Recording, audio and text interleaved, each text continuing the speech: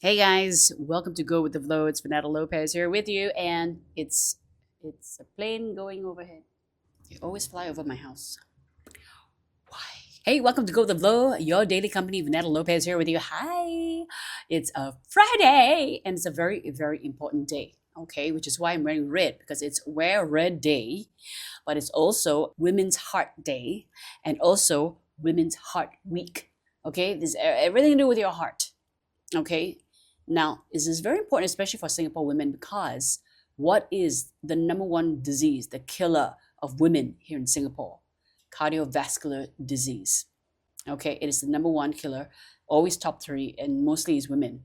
Okay. So please take note. You need to go for a heart check.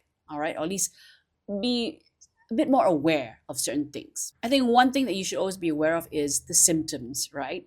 Now, I've been learning that also for women is different when it comes to the symptoms. It's different from men. So for men, the symptoms are a bit more obvious. Okay, you've got, of course, shortness of breath, fatigue, cold sweat, chest pain, which may feel like pressure, tightness, pain, squeezing in the chest, or aching, pain or discomfort that spreads to the shoulder, the arm, the back, the neck, and in the jaw, even, and sometimes even the belly could be indigestion. But just be aware. All these things put together with, of course, heartburn, nausea, shortness of breath. That's the symptoms for men.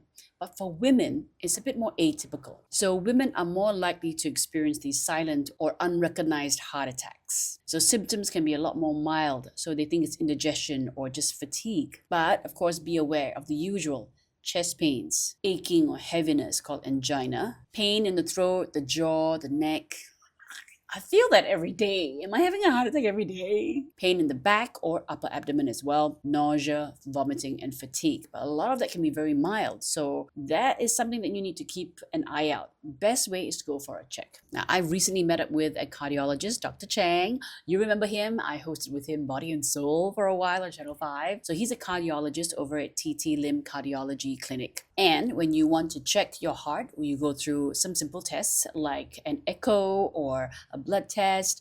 We'll also do like a little monitor on your chest where for 3 days they see whether you've had any palpitations or unusual activity. They can even do a stress test, of course, to see how your heart performs at peak stress levels. So you can do all that at TT Lim's Cardiology Clinic. Now, the best thing is to just go in and just do a little checkup, even if it's just to see a little echo of your chest to see whether or not everything's going the right way. As a woman, I think you deserve to take care of yourself. We go through a lot of stress. I feel sometimes, I think people will agree, women go through a lot more stress than men. You want to disagree? Okay, fine, we're all stressed. So how do we celebrate Wear Red Day? Duh, wear red. Also, for Women's Heart Week and Women's Heart Day, buy them a box of chocolates. No, don't do that. Of course, like I said, wear red, or maybe have a heart healthy cooking day. Gather the gals, cook together, and just appreciate each other's company. Walk and talk. Organize a little walk. Did I just forget how to say walk? Catch up on each other's health. Or, like I said, book a health screening and take a loved one with you. Make sure that you guys go and get checked together. And of course, one way to celebrate this very special week and special day is to have a self meditating moment. Just have some peace and quiet to yourself, do some deep breathing, relax, and just enjoy the peace and quiet. Once in a while, take a deep breath. Shut up! So here are 3 things that you should know about heart disease in women. 1, silent heart attacks are very common in women, like I said. Women's heart attack, not the Hollywood type of script, okay? So yes, you get your shortness of breath and chest pains, but it can disguise itself by putting a face of fatigue on it. Number 2, autoimmune diseases. They actually raise the heart risk for women rather disproportionately. Why so unfair? Why? Apparently, women with lupus or rheumatoid arthritis, they're actually now at a higher risk of having a heart problem. So this makes inflammatory diseases an important but often overlooked contributor to women's heart risk or heart disease risk. And number 3, pregnancy can actually unmask heart problems. So go get pregnant and you'll know whether you have a heart problem. So pregnancy places major stress on your cardiovascular system.